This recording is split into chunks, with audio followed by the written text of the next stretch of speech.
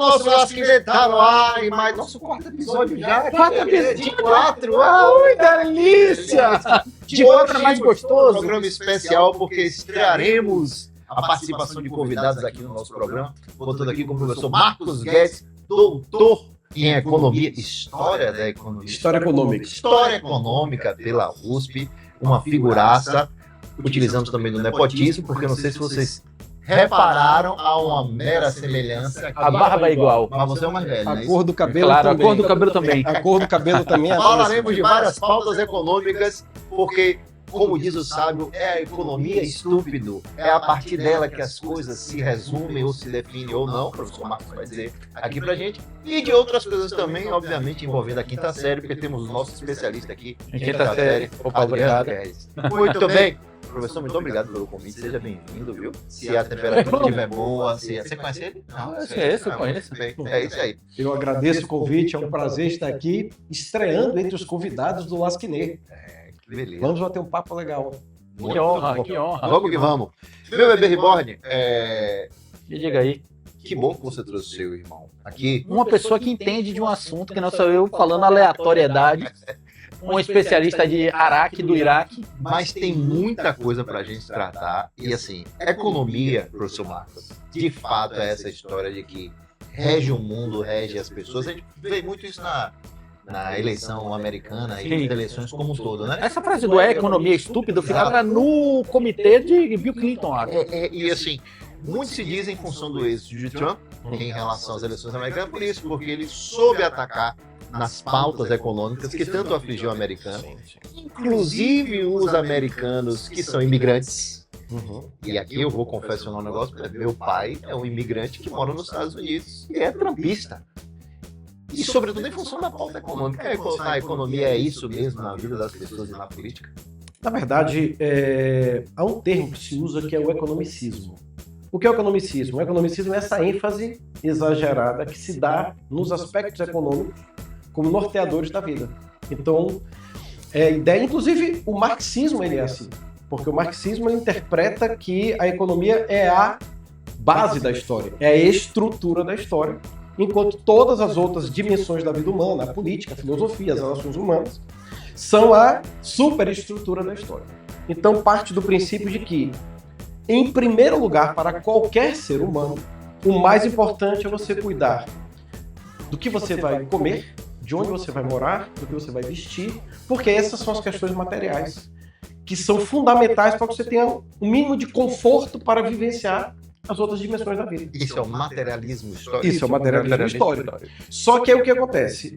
Eu sou um economista, claro que eu poderia estar puxando aqui a brasa para minha sardinha dizendo não, a economia norteia tudo, direciona tudo, mas, e do ponto de vista de fato político-eleitoral, não adianta tentar colocar a pauta direcionada para outros temas se a economia vai mal. As outras pautas funcionam bem quando a economia vai bem, tá?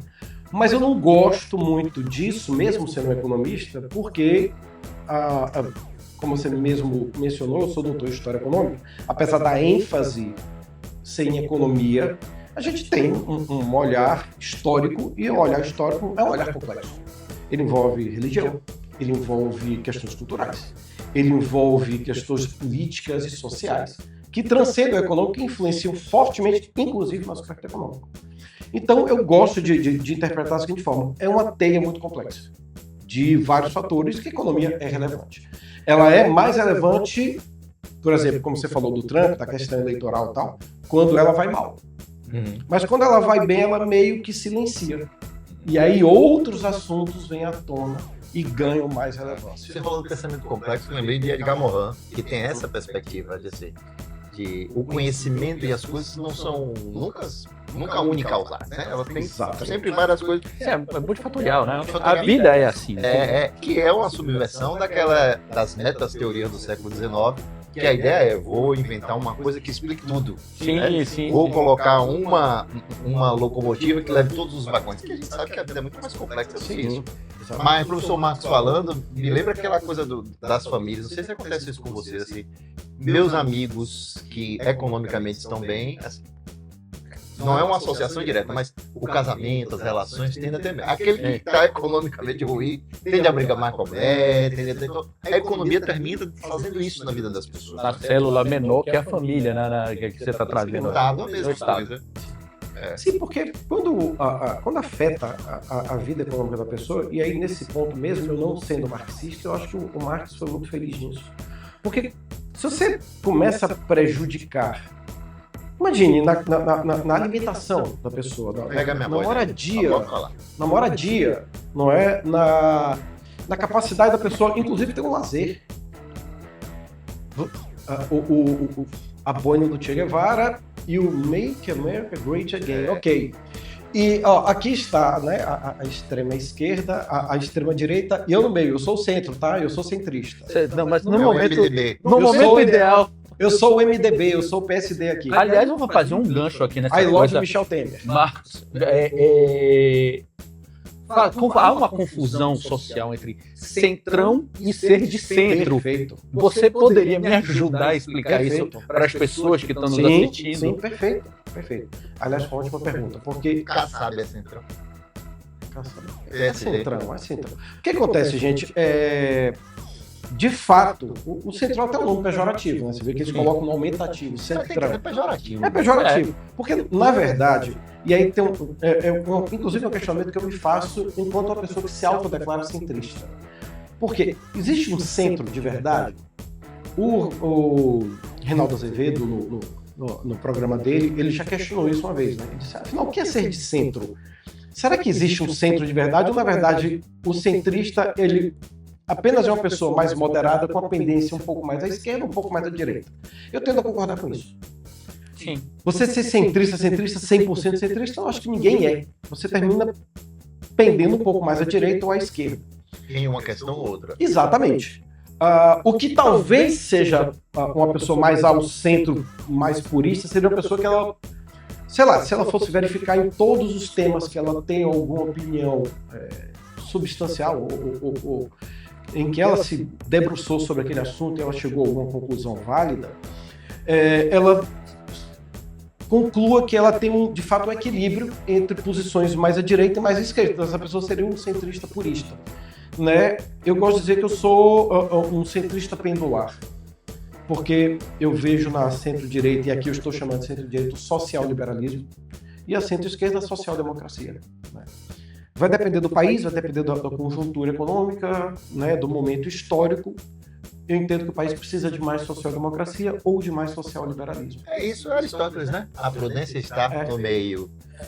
Muito para um lado, por exemplo, eu me considero um sujeito mais para a direita, para a economia, e mais à esquerda em relação aos costumes, mais progressista em relação à questão da liberdade, do corpo, porque as duas têm suas contradições. E aqui a gente faz America Great Again e o comunismo Che Guevara de como chacota, porque é essa a ideia. Mas essa polarização ela está presente nas redes sociais. Tá, e a política se apropria muito do discurso econômico.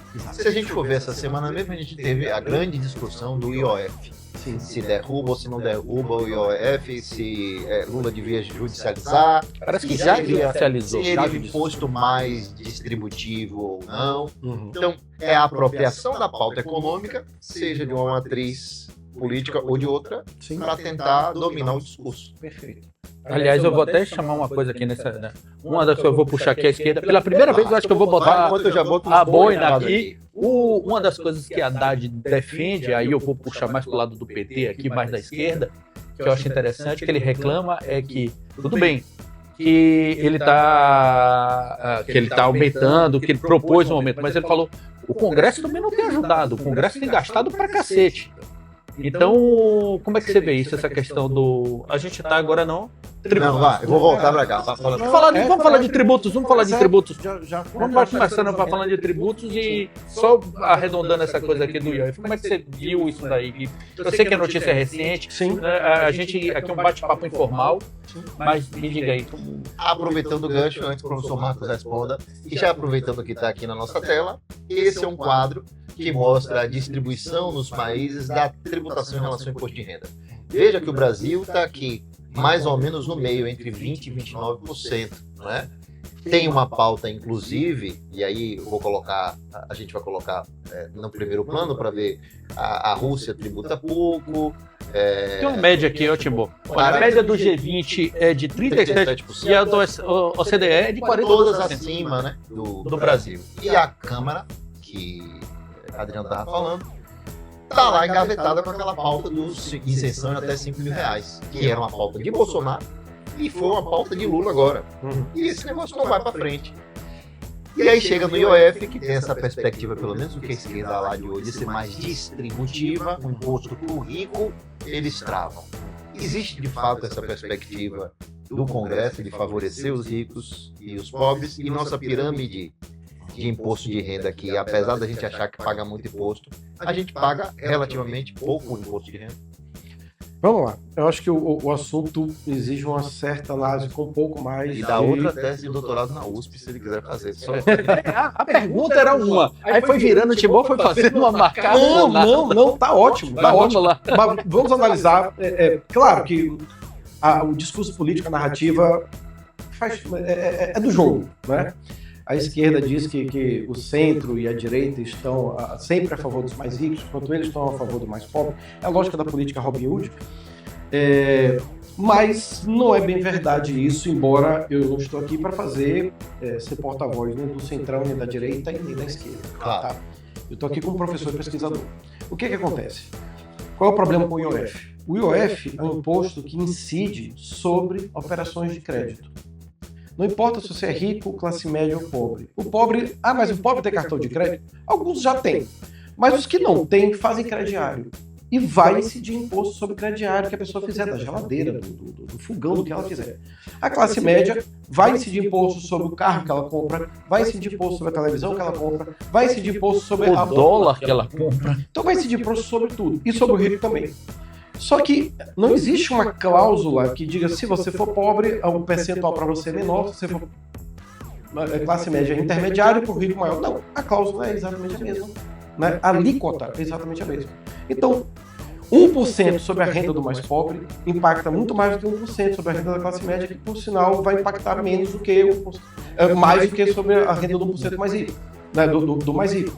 Então, não, ele não é distributivo e não, ele não está fazendo uma justiça tributária. Mas aqui a gente tem um problema de distorção. Temos problema de distorção. Aí está no quadro que vocês apresentaram. Este é o ponto. E aí nesse lado, eu concordo com o PT, você fazer uma isenção até R$5.000 é justa. Aí começa a fazer justiça social de fato. E o Congresso não aprovar isso, aí ele não tem argumento. O IOF ele tem.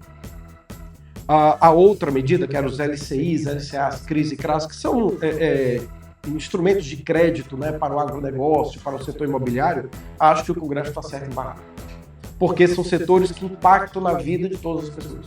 Um é o que produz os alimentos. O outro é o que financia imóveis. Então, é um impacto indiscutível. Então, eu disse, sim, então como é que se resolve isso? Só um parênteses.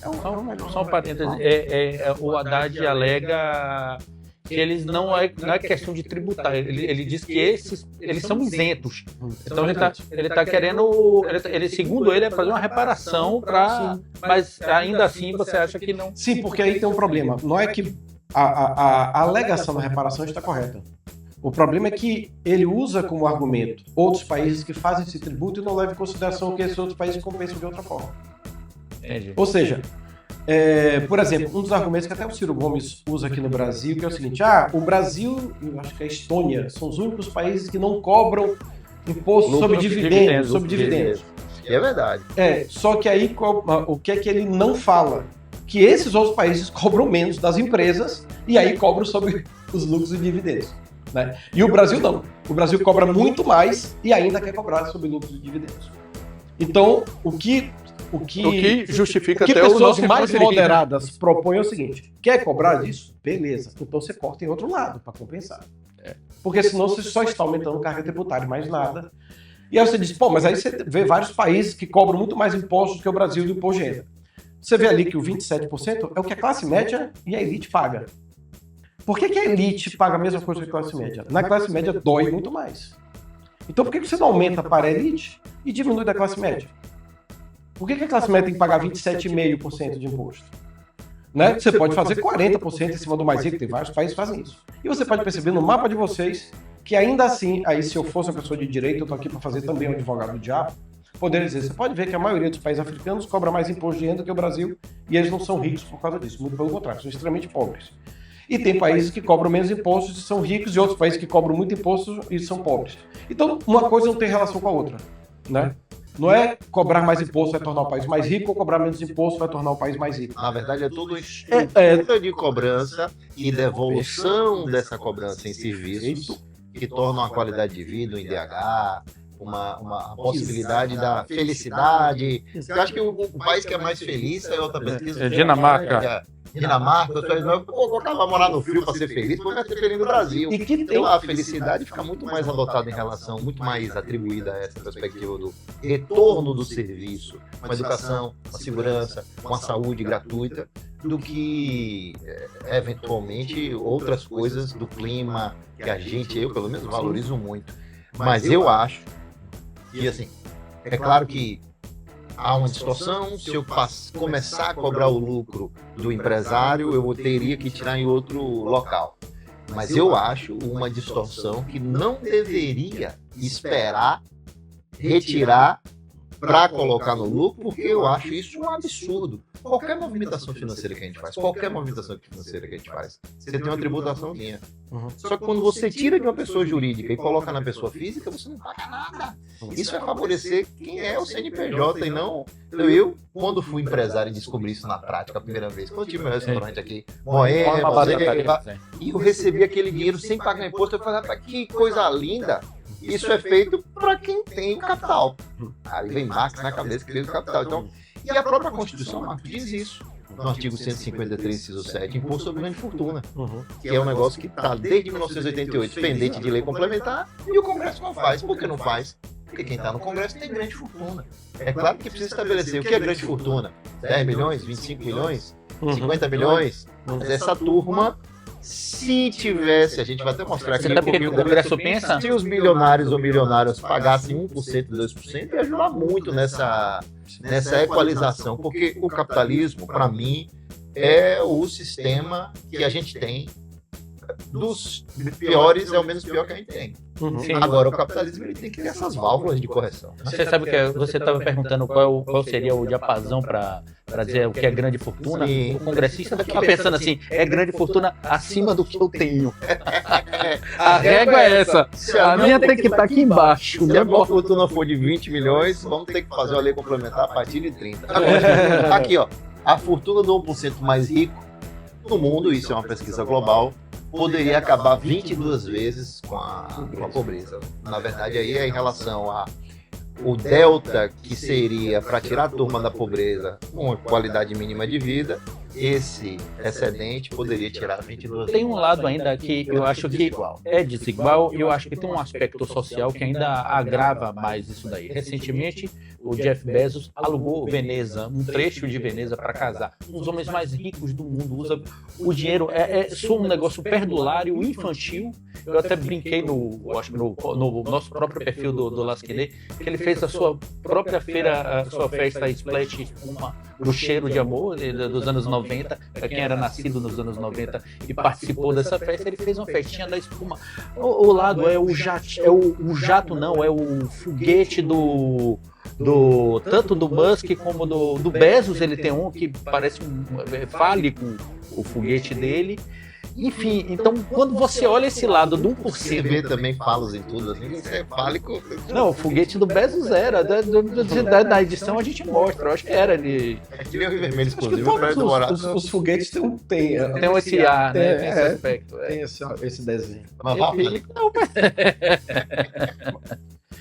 Mas vamos, isso. Então ele tem esse aspecto, né? E aí você vê esse 1% mais, além de perdulário, veio ainda, digamos, como idiotado, sabe? Meio bobo. O cara tá apaixonado, pô. Todo cara apaixonado que tá ali, vai se casar, ele faz a bobagem dele. Agora Tudo bem. mas a pressão... Mas eu falei do foguete, eu falei da motosserra, do Musk pulando. Até o Trump já tá achando o Musk meio nojentinho agora.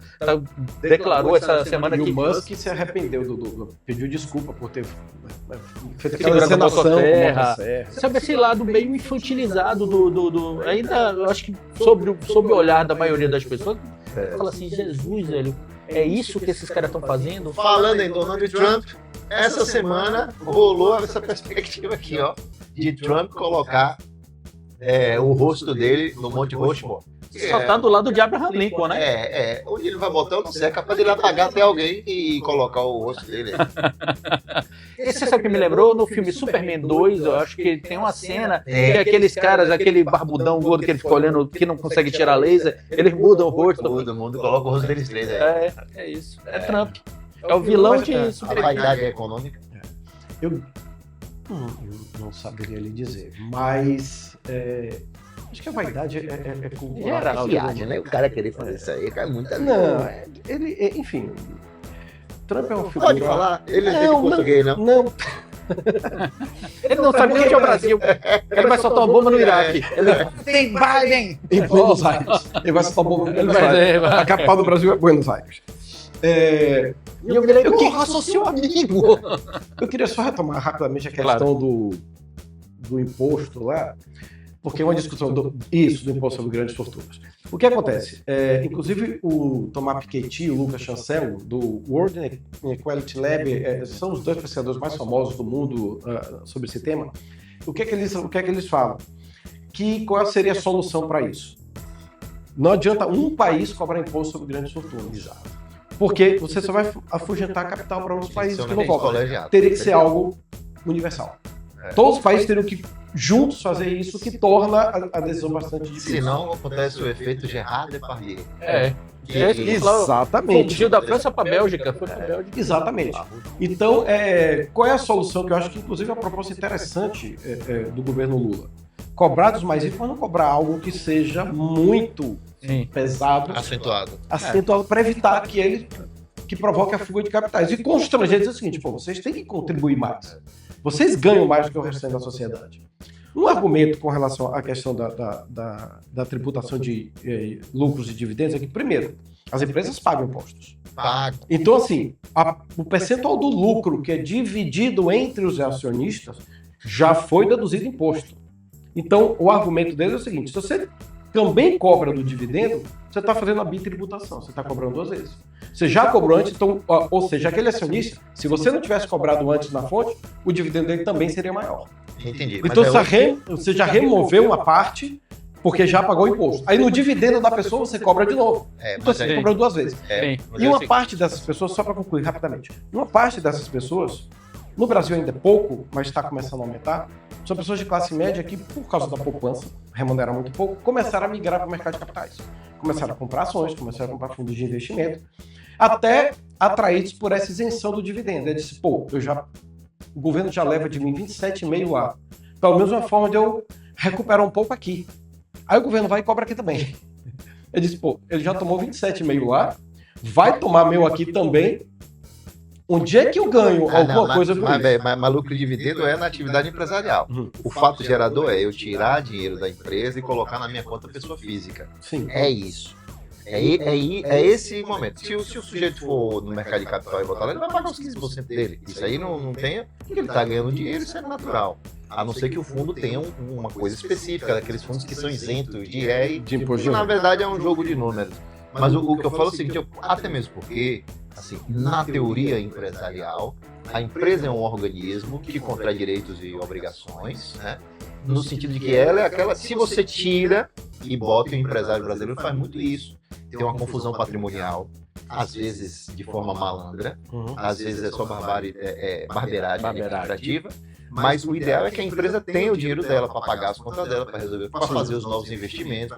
E se eu estou colocando aquilo para dentro, o fato gerador é esse. É esse fato gerador que no Brasil e no resto do mundo não tem. Agora, eu concordo com você que em outros pontos há uma tributação em cascata, de imposto sobre imposto, de imposto que paga ICMS, paga... Eu concordo. O ideal, inclusive, é que fosse aquela história do IVA ou do imposto único. Sim. Que você tem uma redução, como é nos Estados Unidos, por exemplo. Você vai pagar ali no produto 800, você sabe que aquilo ali acabou, 800 é aquilo ali. Agora, isso precisa de toda uma reformulação. Sim. E o Congresso Nacional, a evidência demonstra isso, não está a fim de fazer. Não. A gente está em Agora, 2025, 37 anos depois. Não quero eu aqui advogar pelo Congresso, mas pegando aqui já aqui esse boné. Já quando Parecer estrela, Make America Great quando Again. você pensa, hoje a gente tem um governo do PT, de Lula, que tem, ao olhar da sociedade de parte do Congresso, como um governo perdulário, embora Lula não esteja sendo perdulário nesse terceiro Lula 3. Então, o cara, quando o Lula fala em tributar qualquer coisa, eu acho que já tem esse olhar. Porra, vem Lula querer tributar para querer gastar, para querer fazer PAC. Vocês não acham que tem esse olhar tanto da sociedade como do Congresso? Tem porque a própria... Aí são dados da própria Secretaria do Tesouro Nacional.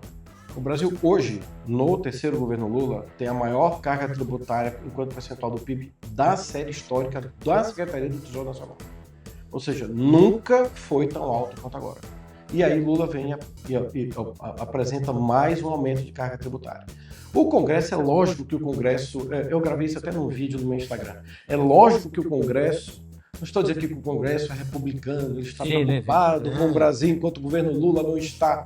Todo mundo está preocupado com eleições. Todo mundo está preocupado. E o Congresso está se aproveitando da queda da popularidade de Lula.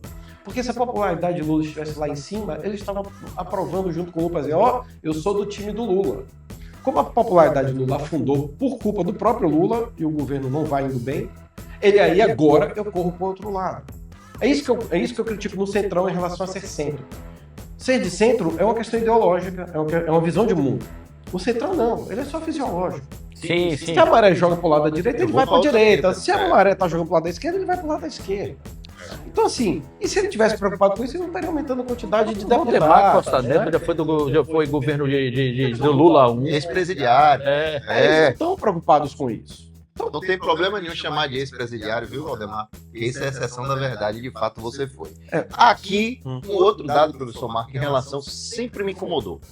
Eu botei até a mão no microfone aqui. Que eu sou entusiasta de carro, sempre gosto de carro, sempre gostei de comprar carro velho, carro novo, eu gosto. Adriano não tá nem aí, eu adoro. E uma coisa que muito me incomoda é isso aqui, João gosta também, que eu tô ligado.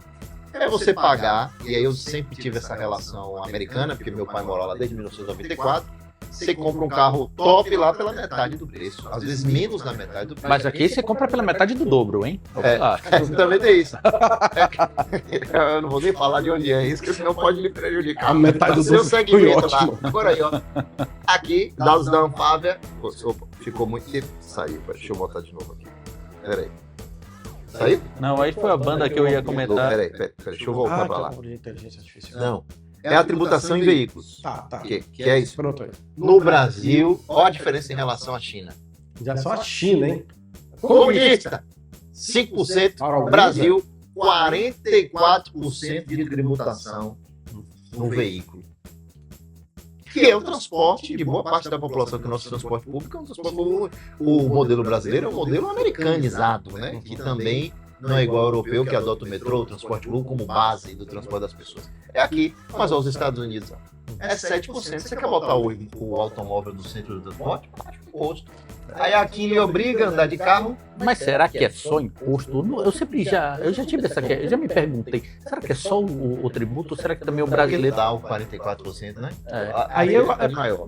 Aí eu acho que tem uma questão que só aquele tema das desigualdades daria um programa ou 2 programas, porque envolve tudo isso. Então os temas estão relacionados.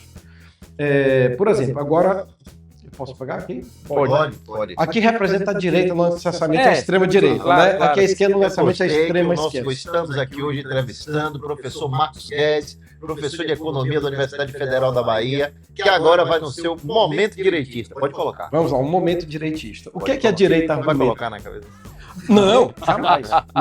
Não. Qual é a câmera que eu olho? Não, jamais. Não, mas aí tá pra jamais. já deixei bem claro. Nenhum, nem outro. Eu sou centro. Ele é o centro. Tá. Aliás, até meu A boina aqui.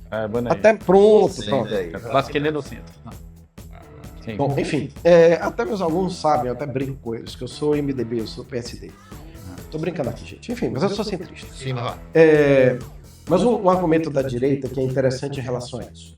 O que é que eles falam? Primeiro, o que a esquerda propõe para resolver o problema das desigualdades sociais? Cobrar mais impostos dos mais ricos, tá tudo certo, tudo justo.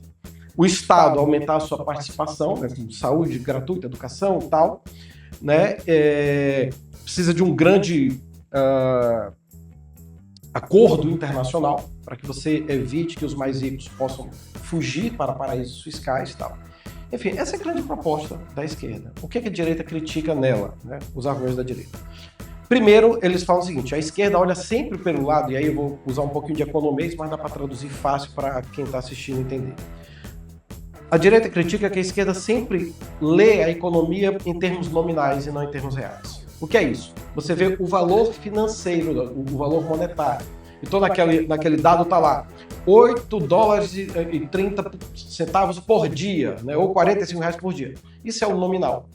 O que é que a direita fala? Diz, esse dado omite o fato de que nessas últimas décadas houve um incremento da produtividade por questões tecnológicas e por qualificação do trabalho que reduziu os custos, então os produtos também são muito mais baratos.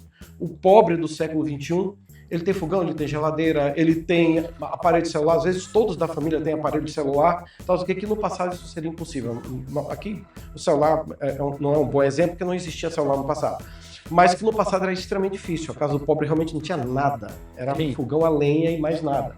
Esse percentual de pessoas que vivem nessa situação, a direita alega, reduziu no mundo inteiro, e a esquerda não enxerga isso. Por quê? Porque os preços dos bens caiu no mundo inteiro.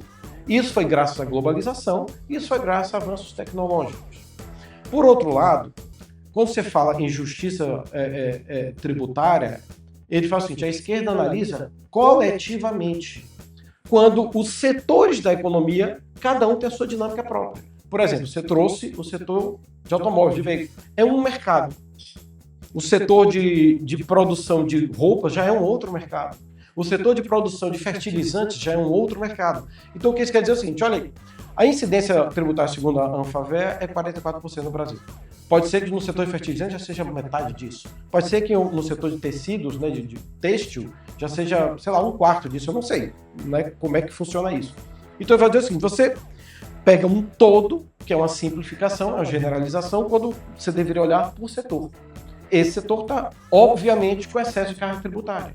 Mas muita. Assim, é o dobro do segundo colocado. Pois é, e aí... Isso é insano. Só que aí, quando você fala, aí voltamos para aquela questão de dividendos e tal, olha como essa indústria está sendo tributada. Então, assim, e tem indústrias que já são pouco tributadas. Mas então você vê que tem distorções até na própria... Mas peraí. Na própria... Mas aqui quem está pagando não é o dono da concessionária. Quem está pagando sou eu. Sim. Esse aqui é barril. Sim, aí eu não sei, eu não tenho dados específicos sobre por que é tão mais alto assim o imposto. Eu não sei nem que governo, se foi o governo do PT ou não. Isso é histórico. Isso é histórico no Brasil. O Brasil paga imposto. Collor queria tirar a coisa do... O que o Adriano falou, que é o seguinte, não é só essa diferença de preço, não. Ainda tem uma coisa que várias matérias, eu sou entusiasta de carro, eu sempre acompanho isso. Tem várias matérias em vários revistas, aquela que tinha revista impressa, 4 rodas. Sim. Que dizia o seguinte, olha, a conta não fecha. Não é só o absurdo do 44%, não. Ainda tem um delta que o brasileiro paga num carro que não faz o menor sentido. Você chega para qualquer... O brasileiro é apaixonado por carro. Eu pago aqui $20 mil nisso aqui. O cara, quê? Isso aí? Você tá pagando $20 mil? Não faz o menor Porque isso sentido. poderia até ser uma estratégia de protecionismo se tivesse indústria nacional, né? Porque assim, mas a Fiat não, ela não é nacional, ela continua sendo italiana, a Volkswagen continua sendo alemã. Não é? Nós tentamos a Gurgel, que até o Collor chamou que era não era carro, era carroça, né? E a Gurgel chegou a fazer carro elétrico, um detalhe, né? É mesmo? Chegou a fazer carro elétrico. Nos anos 90, olha para isso. No entanto, você tem essas distorções dentro do Brasil. E aí vem a discussão, você não leva em consideração também, na questão da justiça tributária, que no imposto sobre consumo o brasileiro já paga muito. Então o Brasil paga muito. Isso é o... Ou seja, o Estado leva de você 27,5 na sua renda, leva de você 44 no carro que você compra. Tá entendendo? Leva 50 aqui, que deve ser isso aqui, ó. Então, Porque é pelo menos o dobro. e como se não bastasse tudo isso, aí você vai pagar, por exemplo, pronto, o exemplo do automóvel é perfeito. Aí você já vai pagar 44 e ainda tá com aumento no IOF de quem vai parcelar o carro. De quem vai fazer. E acha que tá tirando do rico para dar ao pobre. Claro, o pobre não compra carro. Tudo bem. Aí ele pode ser um argumento da esquerda. Isso. É 44% porque é para tributar o rico e a classe média que quer comprar carro.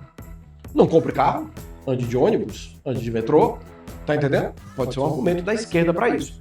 Mas você vê que é claramente a distorção. Histórico no Brasil, isso daí realmente... Não, e é interessante que ela contradiz um país ali que é idolatrado pela esquerda, que é a China. Mas vamos aliás, chegar nesse assunto. Vamos chegar nesse assunto aqui. E eu queria aproveitar essa próxima tabela. O que a gente tem aqui no nosso... Bota no quadro geral aqui. Isso. O que a gente tem aqui, ó? A gente tem os maiores bancos no mundo. Tá até com a cara de Xi Jinping aqui, dando spoiler. Mas, olha, os 4 primeiros maiores bancos do mundo são chineses. Ó, você tem aqui o ICBC, que deve ser o Banco Central, o Banco da Agricultura, o Banco de Construção e o Banco da China. Os 4 depois vem 2 bancos americanos, JP Morgan e o BofA, Bank of America, HSBC e o BNP Paribas, que está bem depois. Que comunismo é esse? É uma discussão polêmica. Quando eu dou aula sobre isso na faculdade, eu digo aos meus alunos, fica ao gosto do freguês chamar de capitalismo de Estado ou socialismo de mercado. Se fosse usar a leitura do Lenin, isso aí é um clássico capitalismo de Estado. Tá? O Lenin, né, com a nova política econômica, logo após a vitória na Revolução Russa, ele vai falar a famosa frase, né? Às vezes é preciso dar um passo para trás para dar 2 para frente depois. Né? O passo para trás que ele se referia era tomar medidas capitalistas, fazer uma espécie de capitalismo de Estado, e ele fez durante a década de 20, né, até ele falecer, e o Stalin assumir e mudar o direcionamento, começar com os planos sumir com o Trotsky. Bom, enfim, Mas o Lenin, ele vai propor um capitalismo de Estado. Né? Então, permitir a iniciativa privada, até uma quantidade X de operários em pequenas indústrias, pequenos comércios e tal. Então, ele vai fazer uma agricultura capitalista no primeiro momento. Então, tudo isso ele vai fazer no início para poder acelerar o crescimento econômico da Rússia, porque ela vinha destroçada da própria guerra civil, que a Revolução levou, para depois ir estatizando e planificando a economia. E o Lenin dizia que tinha que começar por onde? Pelos bancos. A nacionalização da economia começa pelos bancos. Por quê? Porque é o setor bancário que irriga o resto da economia. Se o Estado controla o setor bancário, controla tudo. A China, o setor bancário, o governo chinês controla tudo. E ele irriga a economia. Mas a diferença, inclusive a gente tem até outro vídeo que vamos mostrar daqui a pouco, é que aqui os bancos são estatais. Sim. No Brasil a gente tem, de forma diferente de tudo, entre os 10 principais empresas, talvez 5 sejam bancos. Sim, só que tem não um são vídeo bancos aqui. estatais. Tem um vídeo que a gente vai mostrar. Então, repetindo a pergunta, que capitalismo é esse? Ou que socialismo é esse? Então, detalhe, esse socialismo aqui, ao que as evidências mostram, é o que deve ser seguido, ou não? Não é um socialismo. A minha leitura é a seguinte: eu sei que tem um pesquisador que é muito respeitado e é o maior especialista que eu saiba no Brasil sobre China, que é o Elias Jabbour, que entende que isso é o socialismo do século XXI. Tá? Mas há muita divergência, muita gente que discorda dele. E que, na verdade, o que ocorreu foi que a China só cresceu e só tornou o gigante que ela é justamente quando ela cedeu ao capitalismo. Justamente como ela começou a abrir o mercado e começou a migrar daqui para cá, que ela, Estados Unidos, com Richard e que ela começou a progredir e se tornar a potência que ela é hoje. Eu vou contar então, só para concluir. Então, ela afinal, ela é e por que alguns chamam de socialismo de mercado? porque o governo guarda ainda toda a estrutura, uma organização política dos países de tradição socialista. Claro, partido único, Exatamente. falta de liberdade de expressão, Exato. Mas é uma economia de mercado. Ó, a minha pergunta é, melhorou a qualidade de vida das pessoas? Porra, Está melhorando. era Bangladesh. Está melhorando. Cresceu 8%, Está melhorando. 2 décadas, 3 décadas Está seguidas. melhorando crescendo de 8%. maneira Quem é que domina hoje energia elétrica? Quem é que domina hoje todas as formas de novas tecnologias, basicamente? Você sabe que tem um detalhe curioso. Eu li esse O dias. maior país capitalista hoje, na minha opinião, do mundo, não é os Estados Unidos, não, foi a China. Não, esse é Não um está preocupada com a economia, não está preocupada em fazer guerra, em nada, a China quer ganhar dinheiro. A Microsoft tinha feito eu não sei se vocês acompanharam, ele tinha feito um sistema de refrigeração de servidor que ficava no mar. Eles submergiam os servidores, que ele não gastava com cooler, pensando assim, para simplificar o pensamento, para resfriar as máquinas. E ele, no mar, só que o custo era muito alto. E ele tirou. E ele só tinha uma carga dessa. A China está fazendo centenas, porque ele sabe que a velocidade no avanço tecnológico é avassalador. E se ele tiver esse domínio, ele vai... Os caras estão com rede 10G. Estão com rede 10G. Quando isso for chegar aqui, eles já estão com outra... Aí tem um detalhe que eu queria fazer. Absurdo. Porque tem um time para a China se tornar assim. Tem um livro que eu peguei aqui, A Quarta Espada, do Abimael, contando a história do Abimael Guzmán, do Sendeiro Luminoso. O livro começa o livro com uma faixa na rua escrito Morte a Deng Xiaoping, o traidor do comunismo. O Sendeiro Luminoso era um movimento no Peru de comunistas revolucionários, de pegar em arma, matar gente, era um negócio de... Ditadura do proletariado. E ele fala essa morte a Deng Xiaoping, que é o anterior ao Xi Jinping, e aí Marcos pode falar melhor, que é aí que começa a grande guinada da China. Exatamente. E tem uma frase que eu adoro, em 70, né, Marcos? Foi em 1978, com Deng Xiaoping, que começa a abertura econômica e que começa uma revolução capitalista na China. Não adianta fingir que não adianta vir com outro discurso, é capitalismo sim, é capitalismo puro e simples.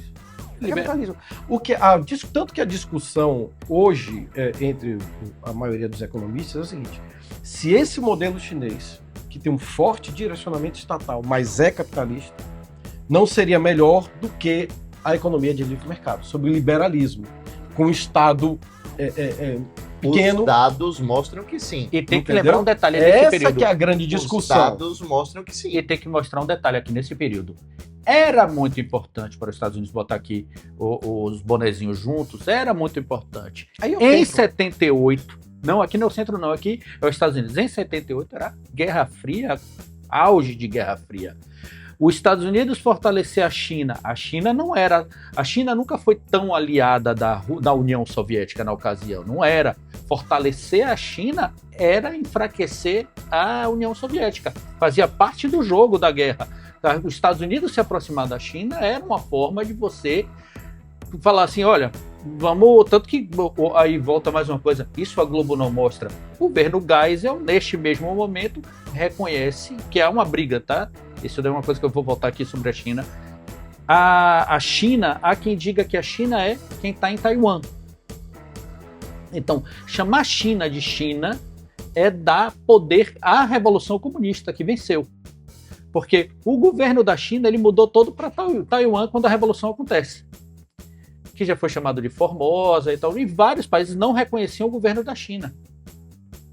Como não queriam reconhecer o Maduro, esse tipo de coisa, não reconheciam. Passaram a reconhecer depois de um certo tempo, porque era uma estratégia também que enfraquecia a União Soviética. Se o lado Brasil reconhece a China como Estado e não Taiwan, o lado derrotado de Taiwan teve que assumir-se como uma ilhazinha à parte da China e não mais China. E todo mundo chama China de China, não sei se está confuso o que eu estou querendo dizer. Mas o Geisel, no governo de ditadura, isso a Globo não mostra, foi quem reconheceu a China, como um país governado pelos comunistas.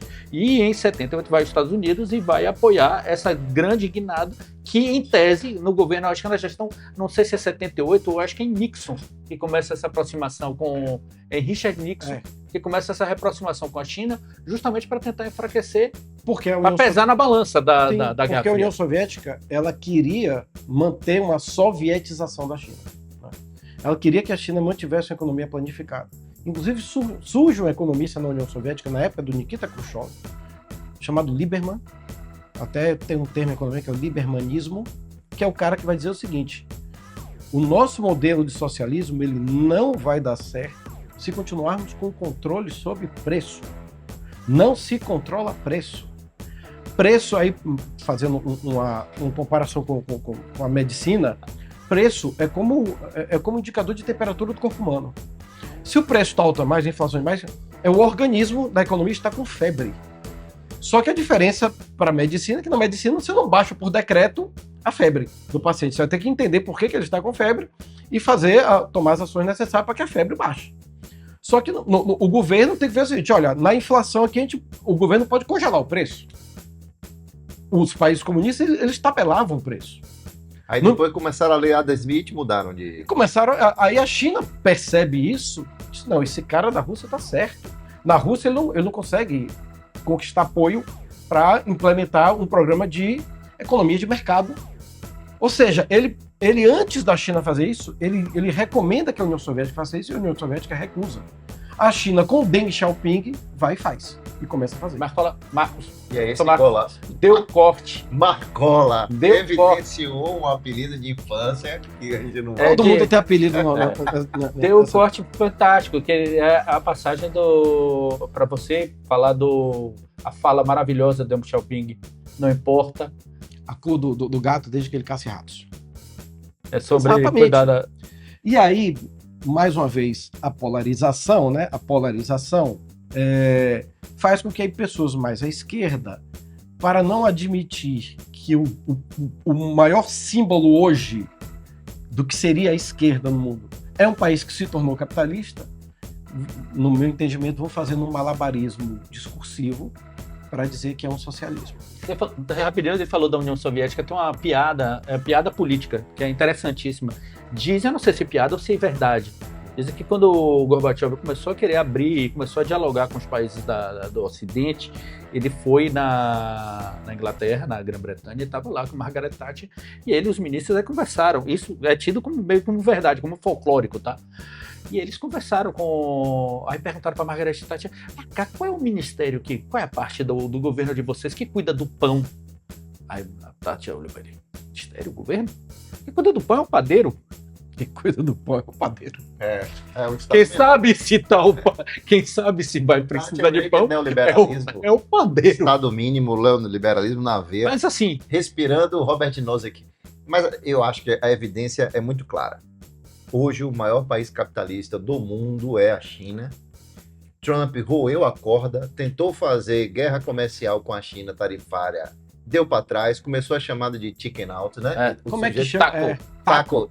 Da amarelo sempre. Porque ele vai e depois ele recua. Porque ele sentiu que não dava para ele. Dizem que não foi só a estratégia de negociação dele.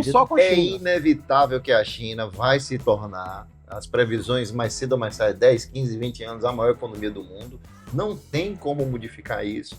Até mesmo porque eles não vão ter estabilidade econômica. Não se esqueça da Índia, viu? Do ponto de vista político, é aquilo ali. O trilho está traçado, não vai ter ninguém para mudar, como acontece nas nossas democracias, né? Sim.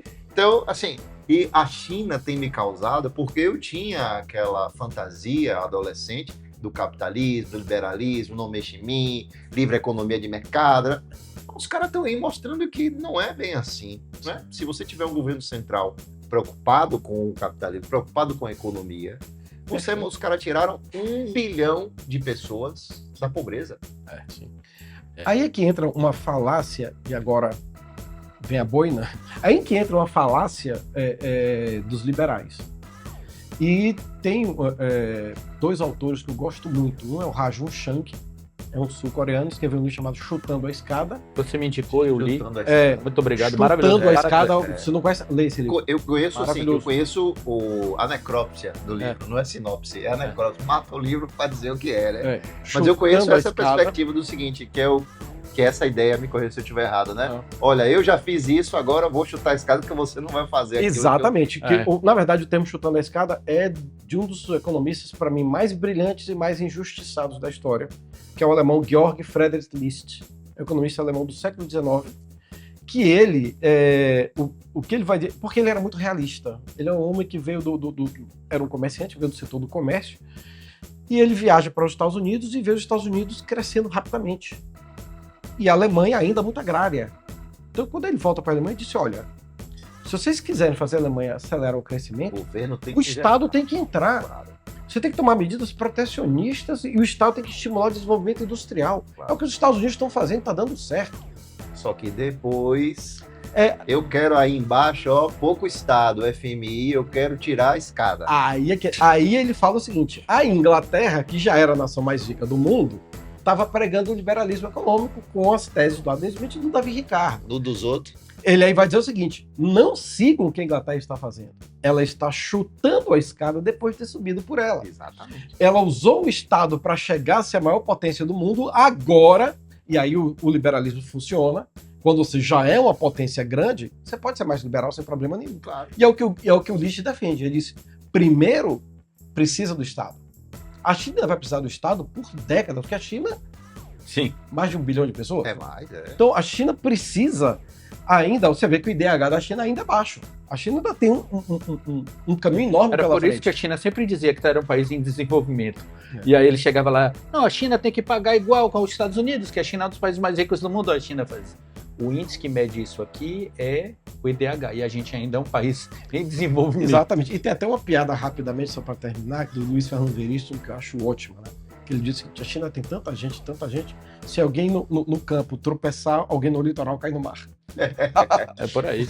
A Índia também. Metade da população do mundo está ali, né? China, Índia, está ali no sul da Ásia, naquela região ali.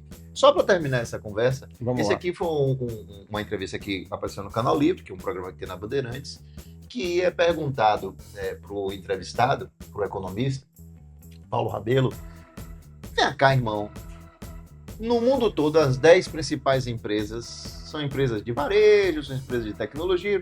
No Brasil, dentre as 10 principais empresas, 5 são bancos. Eu até... vocês me marcaram... Que não são bancos estatais. Sim. Que é diferente da China. Eu até... vocês me marcaram no Instagram. Eu até brinquei, né? Eu disse, eu só seria mais polido, eu não usaria o termo que ele usou, né? Eu sou educado. Ele falou que somos um bando de idiotas. Aí ele responde, somos um bando de idiotas. Eu acho que o Paulo Rabelo, e ele é um economista muito respeitado. Por que a gente permite isso, professor Marco? Não é que a gente permita isso. O Brasil abriu mão de investir em ciência, tecnologia, inovação e educação para ter um setor produtivo competitivo. Foi escolha nossa. Foi escolha da ditadura brasileira e aí tem uma série de interpretações. Foi escolha da chamada elite do atraso. Já ouviu esse livro? Eu ainda não li todo. Eu confesso que eu comecei a ler o livro, mas eu parei porque outras urgências me obrigaram a deixar ele de escanteio. Aliás, não sei se vocês vivem esse drama, mas eu vivo esse drama que vai acumulando os livros que eu começo a ler e surgem coisas mais urgentes, eu tenho que parar e depois eu tenho que retomar a leitura. Então eu não posso nem comentar o livro, porque eu não li todo, eu li só uma pequena parte. Mas a teoria da dependência, que é a teoria dos anos 60, 70, que o Fernando Henrique Cardoso era um dos seus principais expoentes, vai dizer o seguinte, a nossa elite, e aí tem a ver com o contexto da Guerra Fria, e com a Revolução em Cuba, com o receio do risco de investimento em educação seduzir uma população que era mais pobre para um caminho socialista e não capitalista, fez com que ela tivesse receio de investir em educação e perder o controle social, né? E em ciência, tecnologia e inovação. Eu disse, mas o que é que a ciência, tecnologia e inovação tem a ver com isso? Tem a ver com a questão de que a elite brasileira sempre foi mais agrária, sempre foi mais ligada ao campo. E está associada ao setor financeiro, era para ela mais vantajoso do que se arriscar no setor industrial, quando o mundo já tinha grandes multinacionais que dominavam esse mercado, ia exigir do Brasil um esforço tecnológico muito grande, com resultados incertos, quando o Brasil tinha uma estrada pavimentada muito mais tranquila se ele continuasse apostando no agro e em finanças. Então, isso migrou muito mais para a finança e para o agro, e até o Fernando Henrique Cardoso tem uma expressão que eu acho bem interessante, diz o seguinte, o Brasil se acostumou e se acomodou a ser um parceiro menor do capital internacional. Porque era cômodo para a nossa elite. Ela continuava sendo elite. E ela não se arriscava no setor produtivo em que o risco dela se dar mal era muito maior. Perfeito. E aí a gente ficou com essa anomalia que... Absurda. E aí eu gosto, eu até em sala de aula eu faço essa... Os caras não produzem nada. São 5 maiores empresas que não produzem nada. É. Tem uma produção. Tem que produzir um escambau, irmão. Não, Você não faz nada. Você pega dinheiro de um, dá para o outro, ganha numa ponta, ganha na outra ponta, mas não produz um serviço, não produz uma manufatura, uma tecnologia. E o que explica também ele ser mais relevante, porque o sistema não é nem de ampla concorrência. Ele é extremamente concentrado em pouco. Exato. Então, é um oligopólio. Um oligopólio. Não, é um absurdo. E em relação à ciência e tecnologia, uma pergunta breve até, porque eu já tive essa discussão algumas vezes. Ela vem majoritariamente do Estado ou ela vem da iniciativa privada? Do Estado. Porque eu tive uma discussão de grupo disso, que tinha alguém que dizia, não, quem faz ciência e tecnologia é a iniciativa privada. Não. Veja Estado. a indústria da vacina, quem vai decidir é o cara que vai ganhar o dinheiro da patente. Aí o outro dizia assim, não, é o Estado que faz. E aí teve dados controversos, não temos os dados aqui, mas isso deve ficar a cargo do Estado. Como a China faz. Quem tem... Eu acho que os Estados Unidos também faz, salvo engano, o Marcos pode falar melhor do que eu. Sim. O Estado americano investe muito em tecnologia, a indústria bélica financia muito do que está ali, e quem financia o Estado americano. Sim. Tem um pensador, um economista, por sinal, que detestava o socialismo, ele escrevia de uma forma até meio virulenta contra o socialismo, que é o Joseph Schumpeter, que é o cara que mais fala sobre a questão tecnológica. E ele fala que é o Estado mesmo. É o Estado em parceria com a iniciativa privada. Mas o principal provedor de recursos é o Estado. Por quê? Porque investir em ciência, tecnologia e inovação é investir em pesquisa, é investir em risco. E risco de dar errado. E se der errado, o empresário tem mais receio de assumir esse custo arriscado. Há quantos anos a gente está investindo, a humanidade está investindo para encontrar uma cura para o câncer? Sim. Quantos anos? E esse papo de que, mas é o empresário que... Ele investe com o apoio do Estado, no mundo inteiro. Quem mais bate nessa tecla e faz um trabalho maravilhoso é o economista Paulo Gala. Ele fala sobre isso muito. Tem um livro chamado Estado Empreendedor, que fala sobre isso, né? Tem vários autores que já... Um autor que eu ia completar, além do Rajun Chang, ele é o Eric Reinhardt. É um economista norueguês. O trabalho dele é maravilhoso, porque alguns países são tão ricos e outros são tão pobres. O título do livro é esse.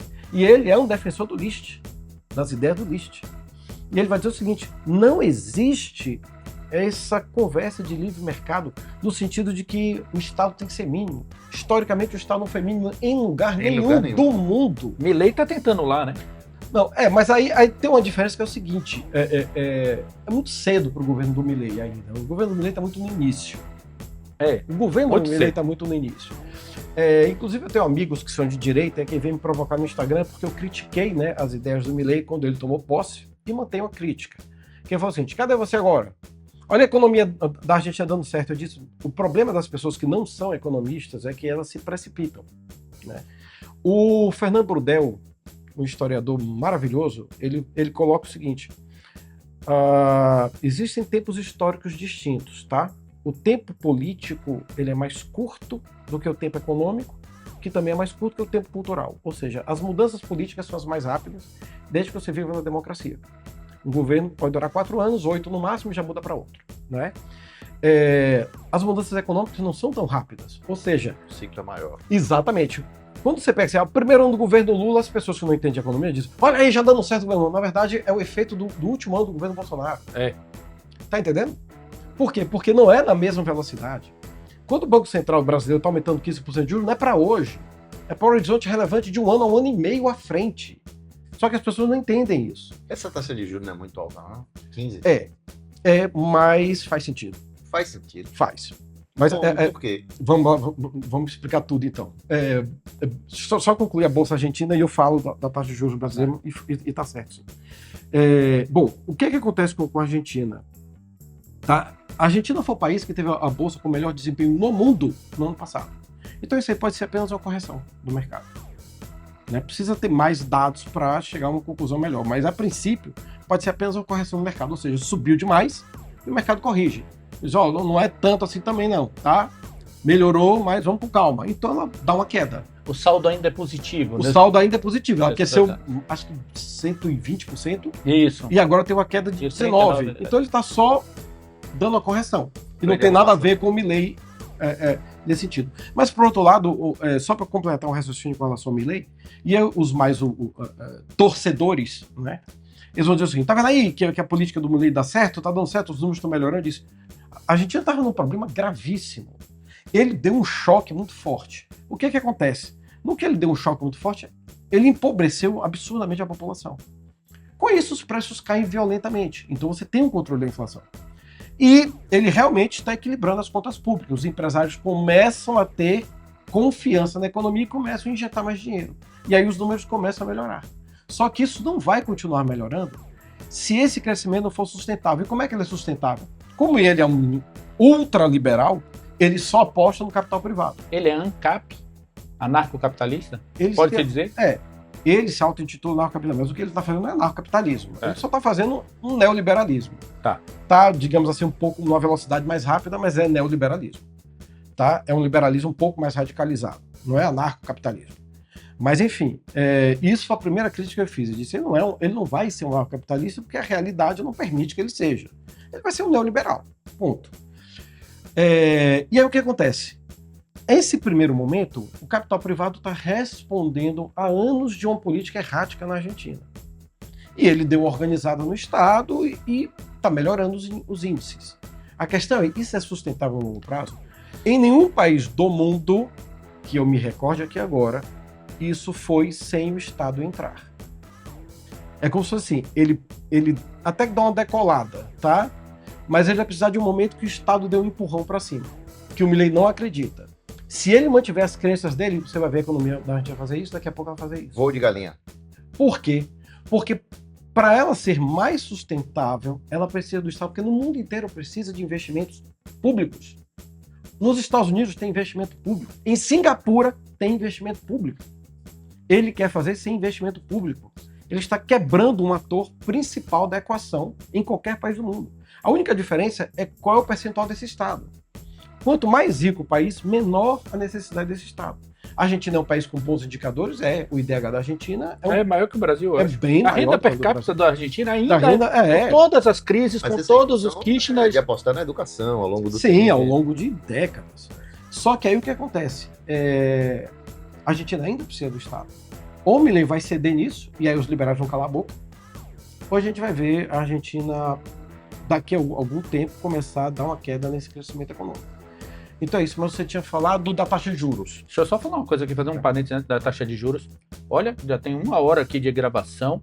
Tá passando rápido, não tá? Tá uma delícia o papo. Eu quero o Marcos, meu irmão, de novo aqui. Já tô aqui fazendo o convite ao vivo. Pronto. Eu A gente acho pode vir bacana. outro dia. Claro. Aí no outro dia a gente fala de taxa, porque realmente só taxa de juros já dá um. Não, mas eu quero saber a taxa de Ele tá tenso. Ele me Então, perguntou. tá bom. eu quero saber, Então porque não vai- pra mim é um absurdo 15%. Então a gente não vai falar dos olhos, a cor dos olhos. Não, eu só quero saber se você quer mudar a cor dos seus olhos, pra bolar olhos azuis. Não, Vai. meus olhos são lindos. Fica igual o Smeagol, vai não? Olha que Cadê? beleza, coisa linda. Os Smigol- e você vê que os olhos dos Smigol são azuis. Né? Os olhos azuis do Smigol é que nem feriado em fim de semana. Não presta pra nada. Na verdade, Adorei. na verdade aqui era a notícia que a gente vamos trazer no final do programa para tratar exatamente esse risco sanitário que é você alterar ou tentar alterar a cor da íris do seu olho, né? Que muitas pessoas têm feito, tá aqui inclusive da influenciadora Andressa Urati, aquela que cortou a língua. Ficou com Não, ela faz um bocado de Ela coisa. fez o quê? Eu não, já, ela cortou a língua no meio para ficar com a língua de serpente. Não, É? ela fica, se a gente tava conversando sobre pêndulos entre direita e esquerda, ela fica alternando entre vou para uma vida mais para uma vida mais Austera.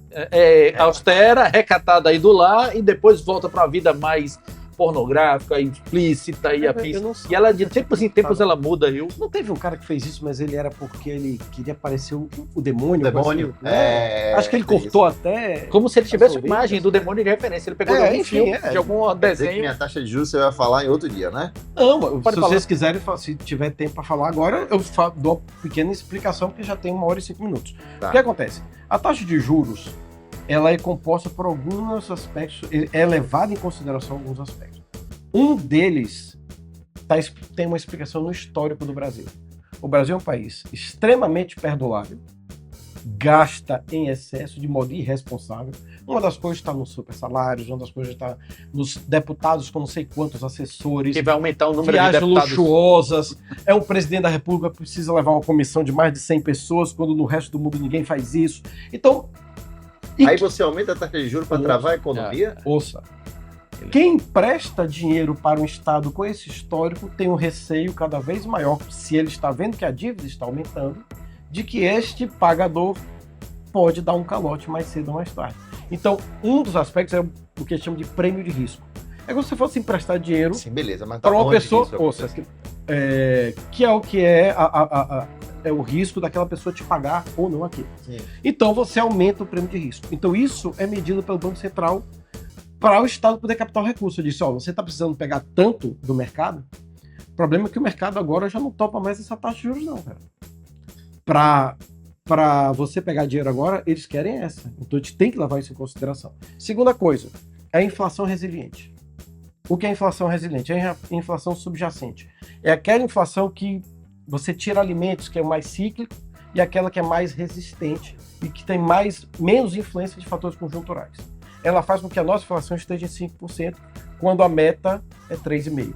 Aí você diz, mas a inflação de 5% não é nada justifica. absurdo. Eu até concordo que não. Mas é uma meta do governo. Tanto que é uma discussão, o governo não pode flexibilizar essa meta? Pode.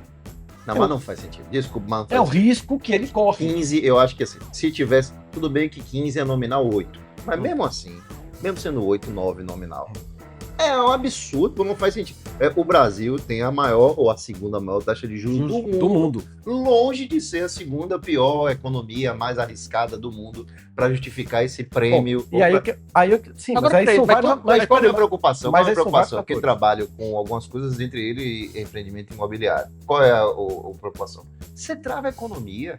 O juro de 15%, ninguém vai colocar dinheiro no mercado. Eu vou pegar meu dinheiro e vou colocar no banco. Sim. Ninguém vai abrir uma empresa, ninguém vai investir. Agora, por outro Para lado, você vender o carro é uma dificuldade, porque por as outro pessoas lado- vão comprar, vão comer. Então, essa taxa de juros, na minha opinião, é algo absurdo. E aí, para não dizer que não falei de flores, também é absurdo e contraditório o presidente Lula, que quando era 10% e era o anterior, fazia um escândalo danado, agora está 15% e é o indicado dele, ele fica pianinho, inventando teorias. Não, mas aí, tem outras... aí você vê um detalhe. Foi o Campos Neto, indicado pelo Bolsonaro, e o Galípolo, indicado pelo Lula. Exatamente isso. Sim. Mas 15 é um negócio assim. E Galípolo e Bolsonaro, peraí. Você estava na passeata, que você tá de verde aqui nessa mesa amarela, você foi pra passeata do Bolsonaro? Não, né? Não fui não. Ah, tá. Vai faltando. Mas aí isso... Então, tá verde e amarela aqui. Costumava ir, mas está esvaziado, eu não vou mais para flopada, eu não vou. Mas é só para concluir, porque realmente é um tema que dá pra gente falar. Não, a gente Durante vai muito fazer um tempo. programa aqui específico para falar sobre taxa de juros. Pronto. Bora? Vamos fazer isso. Bora. Bora? Top. Bora. Pronto, porque aí a gente se prepara, faz um estudo, porque é um negócio absurdo. Porque aí tem Vamos vários... chamar Ciro Gomes para fazer. Bora chamar Ciro para falar? Pra botar, bora. Bora? Bora. Vá. É bacana. Mas enfim, Ele tem um livro sobre isso. ele fez ele escreveu livro- um livro sobre o projeto nacional. Um dele. projeto nacional. Uma Eu das não li coisas o é exatamente Não, eu isso. já li que o ele projeto fala. nacional. Mas uma das coisas que ele fala é o seguinte, olha, essa elite do atraso, que não é um termo dele, é de Gessé, é que você fica, o capital manda no Brasil. Ele é um grande crítico dessa perspectiva da Sim. juros elevada, porque isso é pro rentista e você tira da produção. E a gente tem outros temas para tratar. Eu acho que o dos juros é melhor a gente seguir cena dos próximos capítulos, que tem outros temas sobre Banco Central Independente. Eu já conversei isso algumas vezes com meu irmão. E eu quero muito meu irmão aqui, eu adoro conversar com ele. Mas tá dentro do, tá. do tema. Tá, exatamente. Um acessório da taxa de juros, que é um negócio... Mas para encerrar, eu queria saber o seguinte. Você daria Professor, foguinho pro Galípolo? Foguinho nos stories é traição? foguinho, você tá se referindo àquele fogo que tem carinha, tem até o foguinho. O emoji, o foguinho, o biscoito. Eu não sei se é traição, mas a minha interpretação é que quando a pessoa coloca o foguinho é que ela está Eu afim. mando pra todo mundo, isso é uma galhofa. E o Olívia não reclama, não? Também já mandei pra você. Bom, a minha Mando leitura pra é de você, que... mando pra Jojo. Jojo vendendo as coisas A dele. minha leitura é de que quem manda isso Mas uma tá desconhecida, afim, uma ué. desconhecida manda uma mensagem pra você no inbox, você manda foguinho. Não. No São João você pode até interpretar que é fogueira Tá vendo? junina, mas Desconhecido. Tá vendo que esse liberal não é tão liberal assim? Desconhecido, eu nem comunico muito, nem converso muito desconhecido. Eu queria comemorar, a gente tá, olha, viva a Bahia. Bahia e Vitória, um mês invictos, hein? Muito. Mês de invencibilidade, que alegria, hein? Eu acho que foguinho no story é um problema. Claro que isso tudo depende do contrato da pessoa, né? Sim. Se o contrato for um contrato mais aberto, como é o de Jó, aí pode tudo, de um lado pro outro. Jó é abro sexual. A gente Jó é mais falou. aberto, Dante é mais fechado. Aí você escolhe o. Né? Deixa eu falar um negócio. Hoje é 2 de julho, Vale. a gente tá gravando aqui.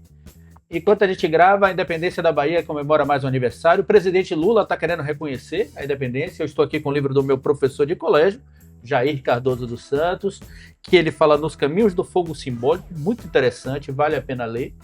Tá? Eu estou olhando para a câmera certa, eu acho que eu estou aqui. Esse foguinho pode. E esse foguinho, eu faço foguinho aqui para o professor Jair. É isso aí, muito bom. O Lasquinei chega no final, abre o quadro. Já muito obrigado, meu professor.